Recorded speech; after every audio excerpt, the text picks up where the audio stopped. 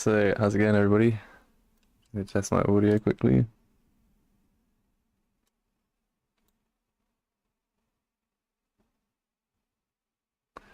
Hey. Yeah, that's working. Cool, so great to see. Have I started it? Looks like I'm streaming. Let's double check this.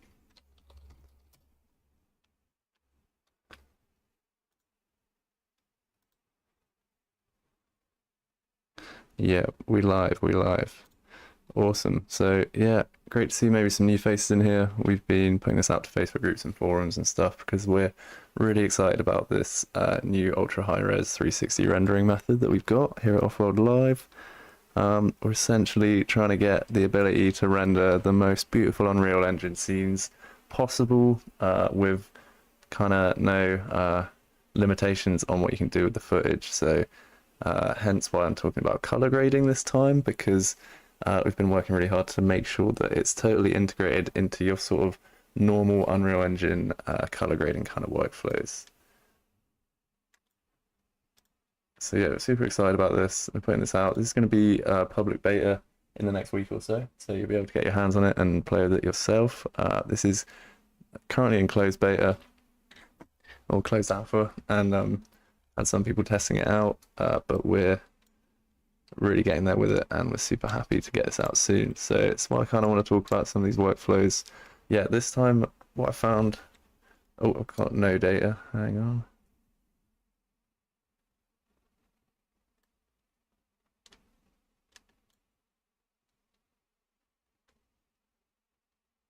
Give it a second. Cool, we're back. So yeah, what I've found is the kind of whole color grading, color conversion, color spaces kind of workflows can be a little bit tricky for some people. It's definitely confusing for me. So what I found is just quite a simple but effective method for getting your footage out of Unreal Engine and then color graded through DaVinci or Premiere to do some awesome, post-production work. Really nice color grading with full linear color space, no compression of your colors, no squishing of your kind of exposures and things like that. So I'm just going to run through the kind of simplest workflow this time. We had a stream last week as well, and we are streaming every week with new kind of tips and tricks on this 360 rendering stuff. So we did have a stream last week on the more complex color grading workflow. I think I will talk about that a little bit towards the end of this stream, but I just wanted to fire through a really awesome method that I found that's kind of putting together two people's work from YouTube. Basically, if you just type in log footage Unreal Engine, you get this guy, Ash. So credit to this guy for finding the kind of color grading workflow, and then also credit to JS Films. This is kind of a combination of these two guys' workflows, so feel free to check these out as well if you want these tutorials. But this should work as a real quick tutorial as well, this first part of the video. So you might find yourself in a nice scene that you want to render. You might have a level sequence. And we've kind of been through this before, but if you've got our plugin, you can render some really nice 360 footage just by going to the camera that's in your sequence, finding that camera and making sure a 360 capture component is added to it. You don't have to do anything else with this 360 capture component now. It will just pick up where your camera is in your level sequence, and then you're ready to render in 360. So in the movie render queue here, we can go to this new config, can turn off JPEG, and we can turn off deferred rendering, because we're basically copying all of the stuff that deferred renderer does, but in 360. And then we can add a our 360 camera. We can set what kind of map we want. We can choose path tracing if we want to, and we can set a resolution. And believe me, you can go way higher than 4K. And then that's it for the 360 rendering settings. We can then output as EXR, and I'll talk about why EXRs are useful. But I guess if you're into your color grading, you might know this, but EXR works in uncompressed kind of color. It's got a wide gamut of colors and can work with linear color. just as Apple ProRes also can. And we're looking to take Apple ProRes and make our 360 compatible for that as well. But for now, we're going to use EXRs. You can also do multi-layer. It's also got very nice compression that's almost imperceptible. So we can do something like that. And then we can, the only other thing we need to do is color output. And what we're going to do, we're not going to do any OCIO configs this time. Much simpler. We're just going to disable the tone curve. So if you accept that and you render that, then somewhere like DaVinci, I'm going to just make a new bin. So this is kind of like it's from scratch. And we can just take what's been rendered. We're going to do this with still for now, and then we can look at a sequence in a minute. So we might get this alpha channel for the sky, because Unreal kind of does this. It assumes that the sky is just alpha. What we can do is just go right click here and go oh, it might be we might put it into a timeline first. So I could do create timeline with selected clip, just use the standard stuff, then over in cut, I believe, or is it down here? Maybe in edit, right click here.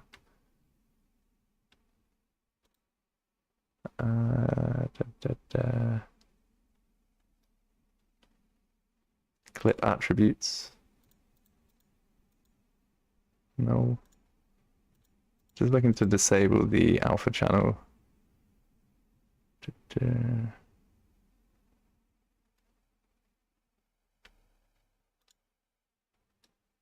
Up here.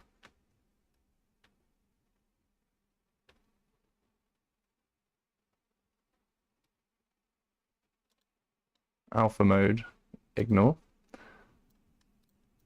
Yeah. That looks like it's ignoring the alpha now, so that's cool. So then over in color, over here, so we've got this image. Sorry, I just need to reset a project setting here.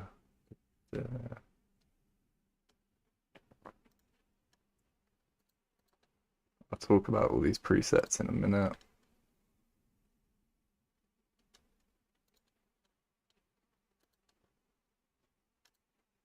Cool, so this is what you might see when you bring this in. It's going to be this kind of harsh, compressed image. But then if we go over to color here, what we can do is we can, so first off I'm going to Alt-S to just duplicate this one. So we've got a clean plate, and then we're going to have a copy of that. And here I'm going to add a LUT to this image. So we've got this VFX IO section. We've got all of these that come from linear. So by disabling the tone curve in Unreal Engine, we were converting it to linear. So any conversion from linear is going to kind of work. S-log kind of works, but I like this ARRI log C. I think it's really clean. And this now looks like what you might see in a kind of raw, if you're shooting raw on a camera.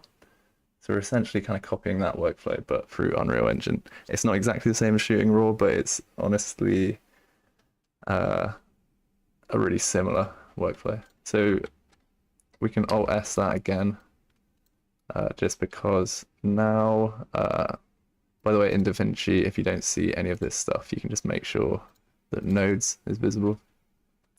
And then up here, you can click LUTs up here. So now we can use these, sorry about that. We can now use these awesome LUTs as presets for our color grading. And you know, it's going to respond to them sort of how we would expect them to. So this is really cool. So honestly, it is literally as quick as that to then get a nice color grade onto your stuff. And then it's obviously up to you how you tweak that, what you end up doing. But as you can see from the waveform over here, we've got a really nice spread of uncompressed color, no clipping going on. And as you see, like when we get really low on the clouds over here, we've got all this data to work with. That's really cool. So it is literally as simple as that to do this workflow through DaVinci. I'll show you how to do it with Premiere as well here, and then we can kind of discuss the kind of ins and outs of this OCIO stuff as well after that. So again, I'll do this in a new bin, so it's as if we're doing it from scratch. Drag this here. Here we can do the alpha channel.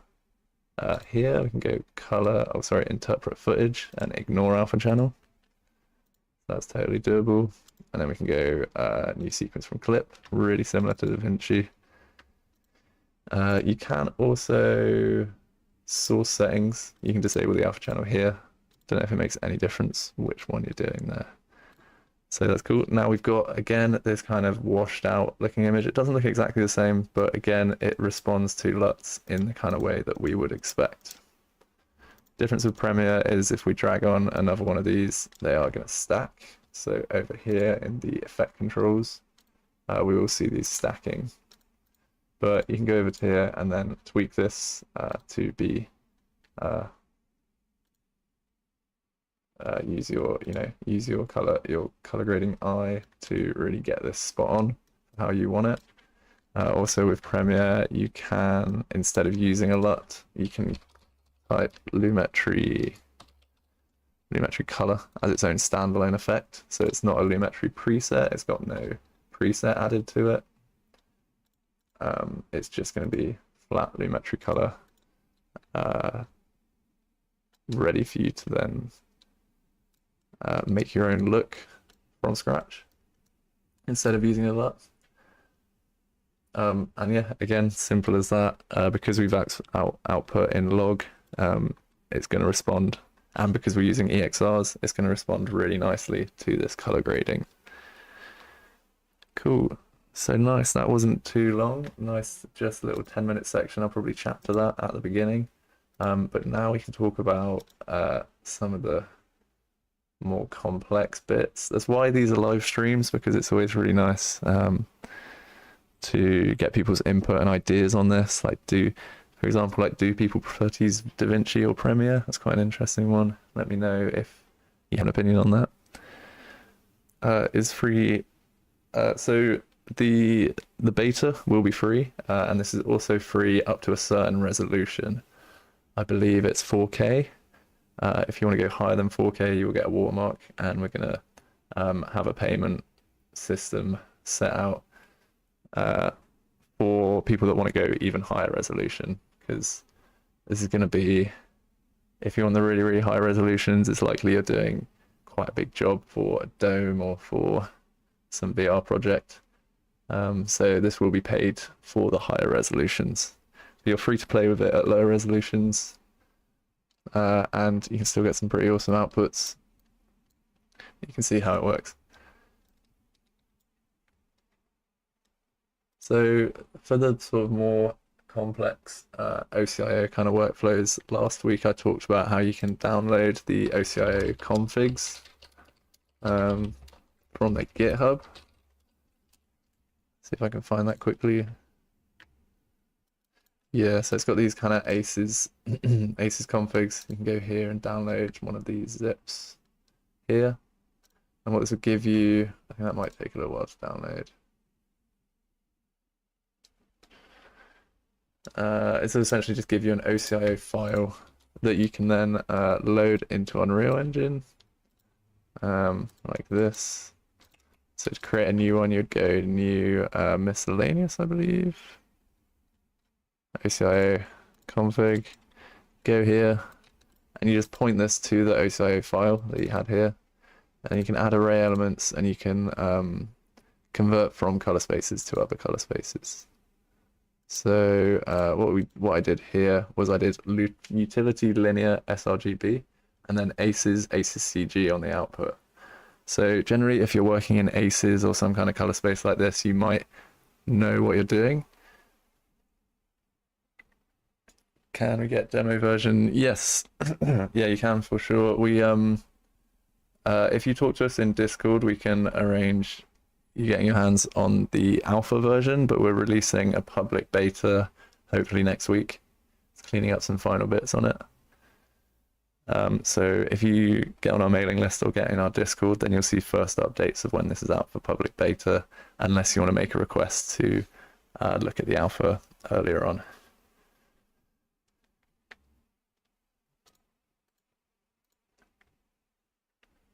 So yeah, if you're working in ACES CG or some kind of color space, these kind of color spaces, you'll be familiar with it if you've worked in broadcast or worked with a kind of film company or something like this. So you'll know your color spaces if you're aware of this stuff. I would suggest if you're just a hobbyist or you're working just off your own back, you know, doing your own research into it, I would totally suggest the first method that I just showed, the outputting in this kind of really flat log-like image and then converting, well, I guess it's a linear image, then converting that linear image using lookup tables or these color grading presets. It's definitely the simplest method. But yeah, this ACES stuff, you can set up this OCIO config here.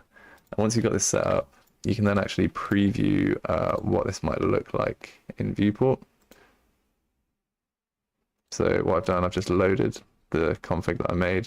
Now I've just loaded the utility linear sRGB, because this is what Unreal Engine is doing for our viewport right now. It works in linear color space, and then it is going to convert it to sRGB for our monitors, for our viewing. But then if we tell it to convert it to ACES CG, and then we enable that, it's kind of adding this LUT in real time. So we can like work in the color space that we believe we'll be working in. So you can see the kind of final output while you're working, which is cool. This won't apply to a render. We then would have to do this same method in the render. So if we disable this, we would then go to movie render queue, make sure we have a color output set. Don't do this. We want to use this instead, OCIO config. We'd load that same config and do that same conversion here. So then when output, when that's rendered, it's gonna look like that. I don't think this is looking right at all for me, but perhaps when you bring it in to DaVinci or something in ACES, then you'll be able to reduce it back down. Another interesting thing is that you can disable the tone curve of the viewport. So this is kind of useful for if you really want to match your colors on output to your viewport again. So you want to work in the kind of in the color space that you can see. So for this, you go disable tone curve. Tone curve amount. Tone curve amount. So remember in movie render key, you could check that disable tone curve box. If you just reduce the tone curve amount, that's essentially doing the same thing.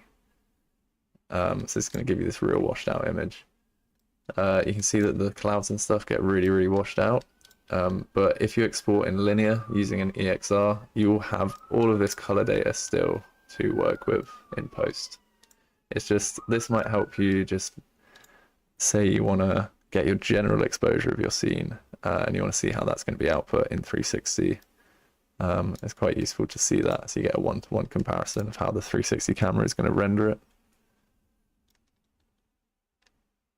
So that can be useful to you, but what I would say is if you're outputting and then color grading afterwards, it doesn't help you that much to see this in viewport necessarily. Depends on your workflows, but it's just useful to know that that's there.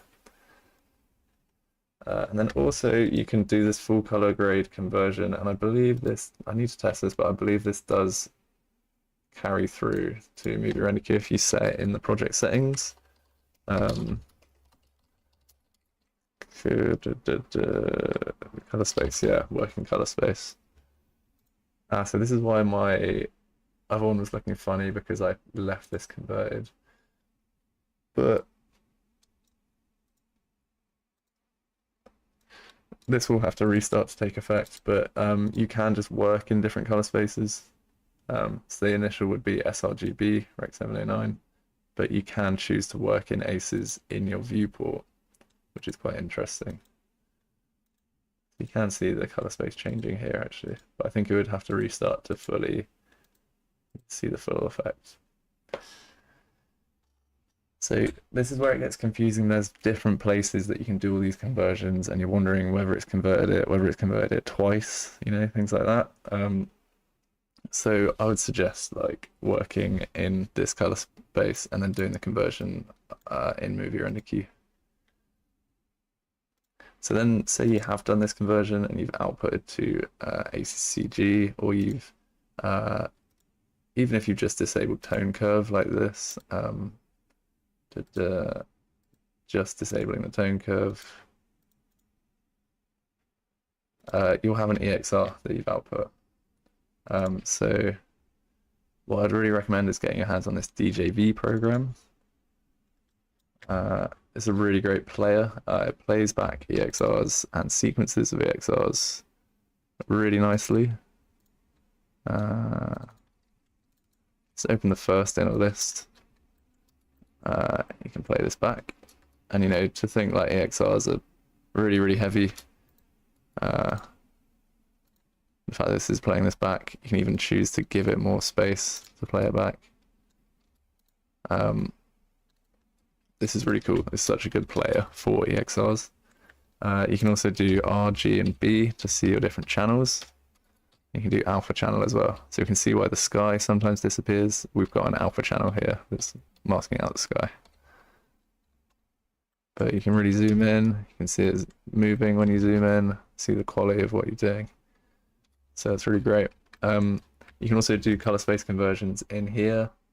So it's really geared towards these post-production color grading workflows. This DJV program is really awesome for previewing EXRs. Cool, so again, I'm going to show you back in DaVinci some other ways that you can do your converting. So I did my converting here initially. I went LUT and went linear to ARRI, which gave it this washed out look.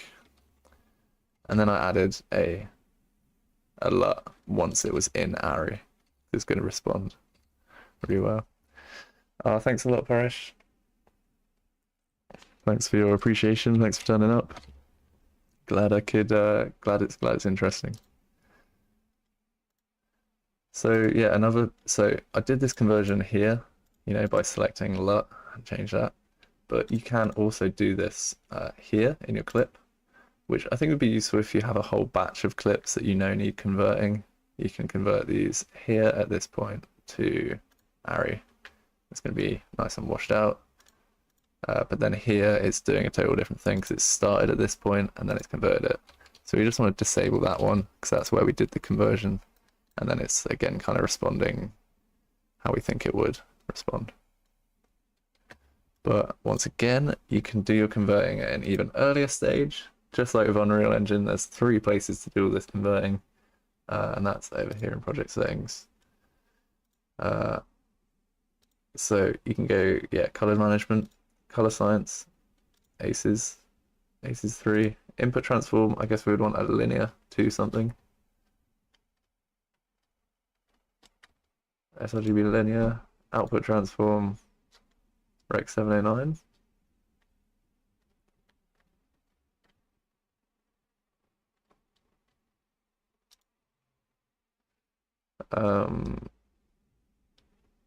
Yep, and this would work if we're doing the just straight exporting and disabling tone curve.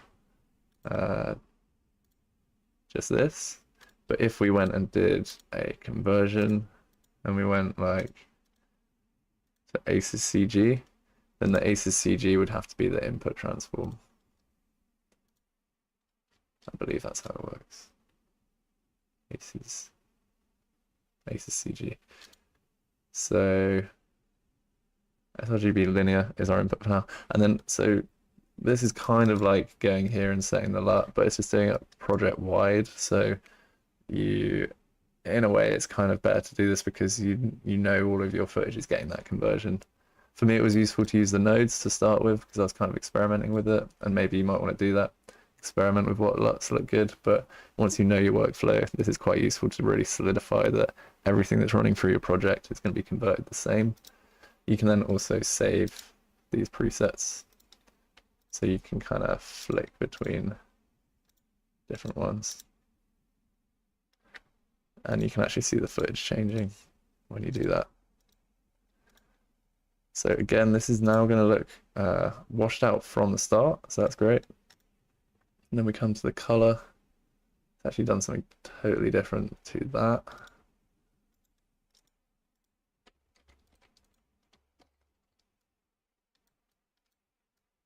which I guess is expected because we've converted it to a different thing.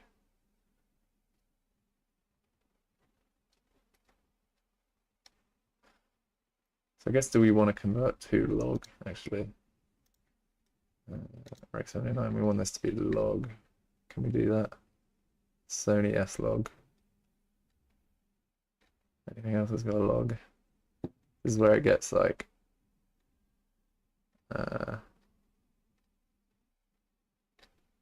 something that you can kind of work out if you've not got a specific color space in mind. Is this going to respond a bit more? Not really.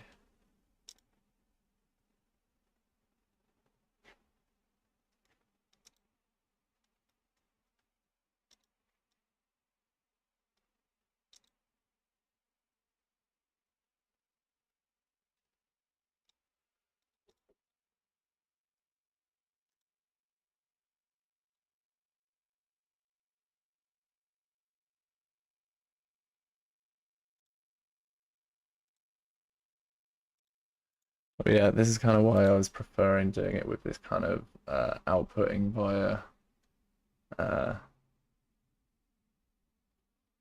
outputting into log and then doing the conversion using LUTs and things.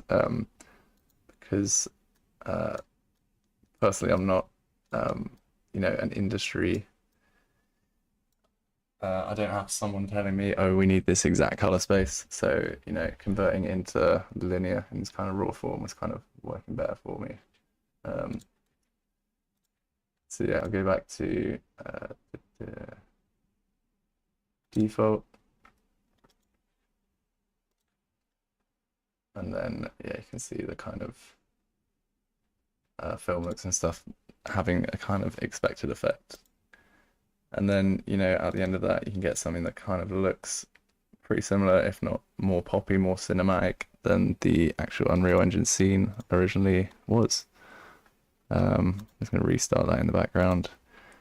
But yeah, that is essentially the kind of stuff we discovered with these kind of color grading workflows out of Unreal Engine. I just think it's awesome that we can tap into all the stuff that's kind of available to regular movie render queue stuff like EXR outputs and color conversion, but it just totally works with 360. So we're really excited about sort of how feature packed we're making this 360 camera. Really awesome part of doing these live streams is that we can get feedback. As I say, we're getting the beta out really soon. And so yeah, just keep eyes on mailing list and Discord to see how that's going when that's coming out. But yeah, we're doing these live streams every week to share different awesome techniques around making this kind of 360 content.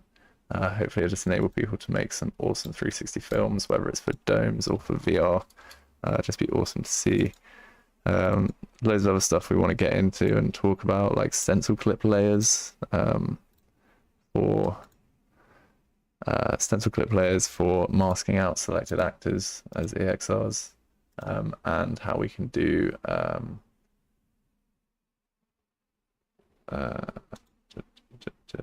post-process materials as well. So you could do a ZDEP pass in 360, which would then enable you to bring back a lot of the stuff that you might lose in kind of 360 renders. You could bring back bloom, you could bring back lens flares.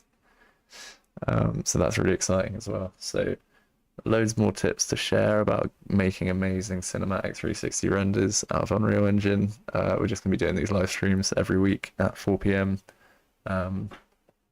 Yeah, and thanks so much for tuning in, people that did. I hope it's been informative, and please do get your hands on this beta when it comes out and test it out and let us know what you think. Really keen to hear your thoughts.